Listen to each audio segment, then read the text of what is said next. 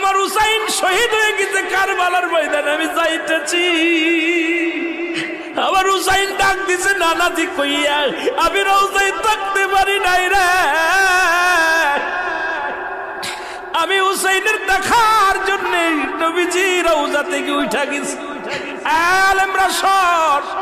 ইবনে আব্বাস বলে আমি স্বপ্নের মধ্যে দেখেছিলাম আমার রাসূল ডাক দে বলে, মক্কা মদিনার মানুষেরা রে আর ঘুমাস না, আর তোরা ঘরের মধ্যে থাকিস না।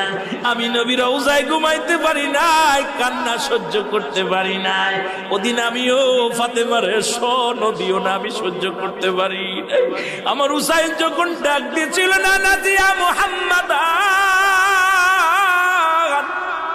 ইয়া মুহাম্মাদান কই যেদিন ডাক দিয়েছিল রে, সেদিন আমি নবী রওজা থেকে পাগলের মতো উঠে কারবালা পর্যন্ত চলে গিয়েছিলাম।